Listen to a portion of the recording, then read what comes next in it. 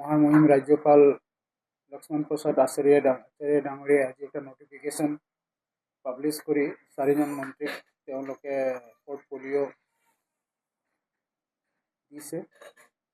তাৰ ভিতৰত আমি খুব আনন্দিত হৈছোঁ। আমাৰ চাহ জনগোষ্ঠী আৰু আদিবাসীৰ প্ৰতিনিধিত্ব কৰা ৰামেশ্বৰ তেলী ডাঙৰীয়া, প্ৰাক্তন কেন্দ্ৰীয় মন্ত্ৰী। তেওঁ ভাল ডিপাৰ্টমেণ্ট পাইছে, transformation and development, specially donor ফাণ্ডবোৰ আহে ইয়াতে, আৰু হৈছে labour welfare, tea tribes and Adivasi welfare.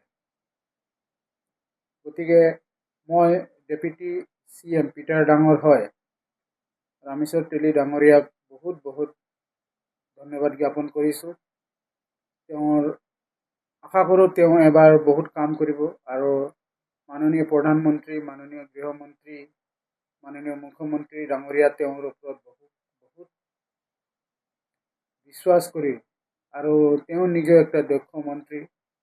তেওঁ যেতিয়া কেন্দ্ৰীয় মন্ত্ৰী আছিল তেওঁ বহুত ভাল কাম কৰিছে দেশৰ কাৰণে, আৰু এবাৰ আশা কৰোঁ তেওঁ অসমৰ হৈ কাম কৰিব, আৰু চাহ জনগোষ্ঠী আদিবাসীৰ জলকল্যাণ যিমান কাম আছে তেওঁলোকে কৰিব। সেইকাৰণে আৰু একবাৰ মাননীয় মন্ত্ৰী তেলী ডাঙৰীয়াক আমি বহুত ধন্যবাদ জ্ঞাপন কৰিছোঁ। লগতে মই ধন্যবাদ জ্ঞাপন কৰিছোঁ অতুল বৰা ডাঙৰীয়াক, মন্ত্ৰী অজন্ত নেওগ ডাঙৰীয়ানী, মন্ত্ৰী চৰণ বড়ো ডাঙৰীয়াকো আমি আদিবাসী welfare development council OSD2 deputy CM Peter ডাঙৰ হয় মই তেওঁলোকক বহুত ধন্যবাদ জ্ঞাপন কৰিছোঁ।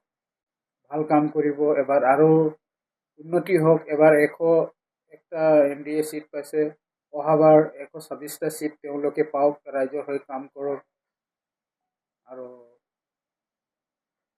বহুত ৰাইজে তেওঁলোকৰ ওপৰত আস্থা ৰাখি ভোট দিছে, প্ৰধানমন্ত্ৰীৰ ওপৰত আস্থা ৰাখি ভোট দিছে, মাননীয় মুখ্যমন্ত্ৰীৰ ওপৰত আস্থা ৰাখি ভোট দিছে, মাননীয় গৃহমন্ত্ৰীৰ ওপৰত আস্থা ৰাখি ভোট দিছে, মাননীয় সভাপতি দিলীপ শইকীয়াৰ ওপৰত আস্থা ৰাখি ভোট দিছে। ঠিক তেনেদৰে আৰু মই আশা কৰোঁ এবাৰ অসম ভালকৈ চলিব আৰু বহুত উন্নত হ'ব।